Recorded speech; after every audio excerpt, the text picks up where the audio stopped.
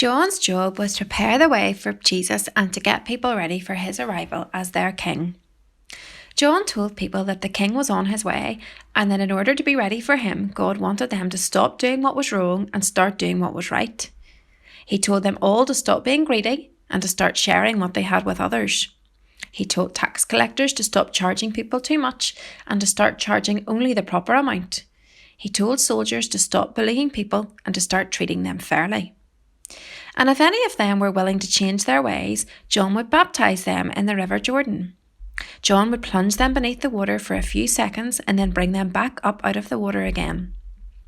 This was a way for the people being baptized to show everyone that they were ready to start a new life and leave the old one behind. One day, Jesus came to John to be baptized. Knowing that Jesus hadn't done anything wrong, John wondered why he should be baptized. He didn't need to make a new start.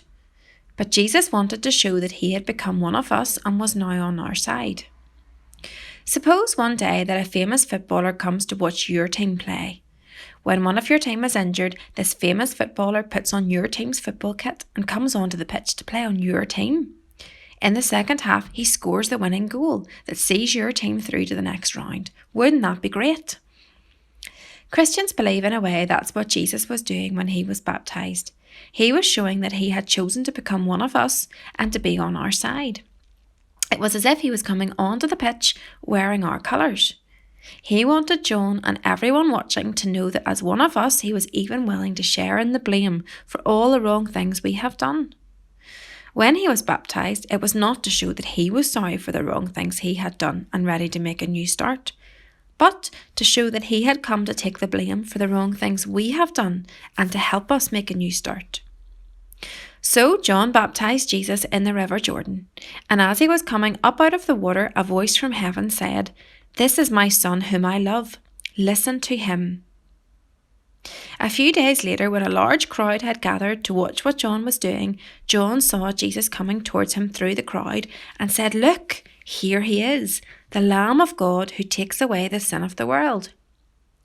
It may not be so obvious to us, but the people listening to John knew exactly what he meant. Every year, the Jewish people had to confess their sins to the high priest in the temple and ask God's forgiveness. And as they did so, they had to bring a lamb with them. The lamb would be killed and its blood sprinkled on the altar as an offering to God. Only then would God be ready to forgive them.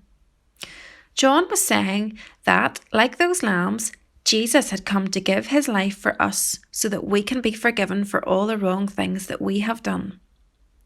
The lambs that the people brought each year to the temple had to be perfect. Nothing less would be good enough for God. The Bible tells us that Jesus, the Lamb of God, was perfect in every way. He never said, did, or thought anything wrong. And because he was perfect, he was able to take the blame for the wrong things we have done and give his life for us on the cross so that we can be forgiven. Jesus came to be one of us and to take our place, like a substitute coming onto the pitch to take the place of another player.